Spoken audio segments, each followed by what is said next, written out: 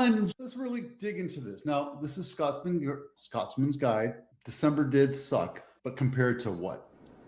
This chart right here is just a picture, right? We're talking about percents. 7%, I think, is what we really dropped from the month before, year over year. And I know it seems, oh my God, the world is falling. It was cold. We're in a place where we don't know if you have a job. We don't know if it's affordable. We don't know if the economy is going to crash. We don't know if the rates are going to come down. Buyers are being apprehensive and thinking, why would I buy anything right now unless it was the perfect deal, which means I want 10, 15, 20% off the going rate, because they have time. They have until March to decide whether or not they're going to buy a house. The buyers in the market right now are sitting. All my listings are sitting because we had a price too high and the market contracts. Here's what you want to look at. This is the high over the year. Homes, 79,000 units in July, right? Now, 71. Compared to last year, it kind of sucks, but not that much. It's not a big deal. So just keep in mind that when you see headlines, it's all designed to get you to click and read the article. Understand, go deep into what this is. Pending home sales sink 9.3% seasonally adjusted from November to December, despite consistent improvements in affordability.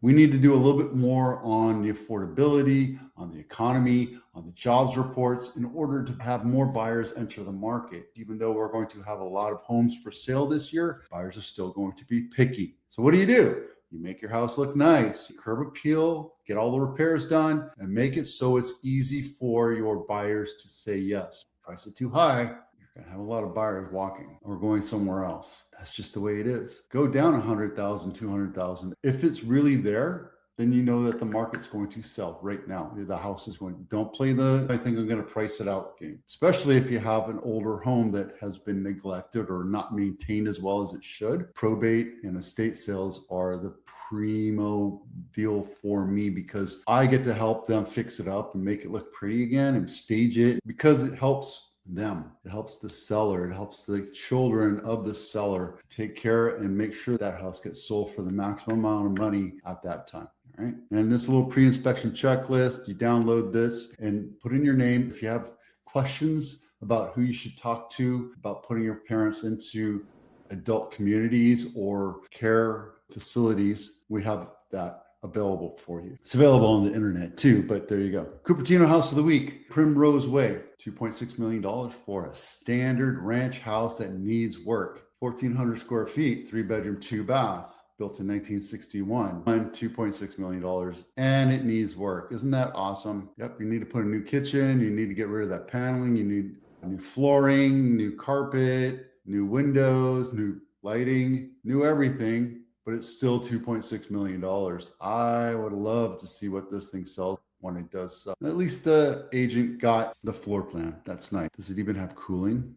None. It's crazy to me that houses in this day and age still do not have cooling. It's a standard. I know it was built in 1961 and houses didn't come with air conditioning back then, but dadgummit. I just did one here and there were for 95136, which is north of 95123, $68,000 different on the average. That's over the last 12 years. That's what the price is contracting. It's a viable, valuable cost. And the cost to put it in was $12,000. We just had that priced out. Is the seller going to take advantage of that? Probably not. I don't know. It doesn't really matter to me because the house is still going to sell. Just I see $12,000 as a very small investment for what you can get. There you go. The Glen House of the Week. And the value is in the land. $1 million, 2-bedroom, 1-bath, built in 1941, 1,032 square feet. It's a 7,500 square foot lot. So this is going to become a McMansion. The only problem is it's on Minnesota. There's not even inside pictures because it's so trashed inside. You probably don't even want to let people know. But are you willing to spend $1 million? It's probably going to go for 1.56 because I sold, well, that one was a 1/4 acre. Last year I sold one in Willow Glen and I went for 1.7, 1.8 because it was a 1/4 acre, not 1/8 of an acre. Sausalito, California, luxury home of the week, not my listing, $28 million. I'm sending this to my buddy Sean because he and his wife Jennifer live up in Sausalito, and I think it'd be a great one for them to take a look at, just in case they can afford $28 million.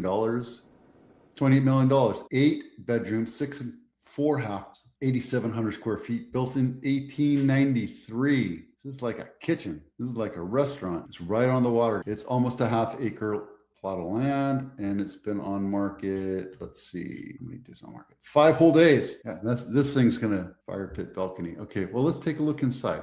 Luckily, it only has 50. I hate it when they do more than 50 pictures. Yeah, it's nice. I mean, it's not exactly modern, but it's nice. And if I was a billionaire and I wanted something with a view, that's the other side, not necessarily San Francisco. You can see San Francisco off on the side there, which is nice. I think I'll write a check today. You have a little balcony on top of the house. That's awesome. Dude, that's the way you live right there. Meet Joe Black. All right, nothing else is coming. I just updated the numbers. These numbers will come down considerably over the next couple of weeks once we adjust for the months of inventory. We're not out of January yet, so understand that these numbers are still not 100% correct. San Mateo is still the highest, most expensive average sales price in all of the Bay Area. And Santa Clara County has the highest volume. We're still in the beginning of January. These numbers don't really mean anything because they're going to ebb and flow. So that's it. One last thing is I want to say congratulations to Seattle and New England for making it to the Super Bowl. I'll be in Costa Rica watching it at my buddies'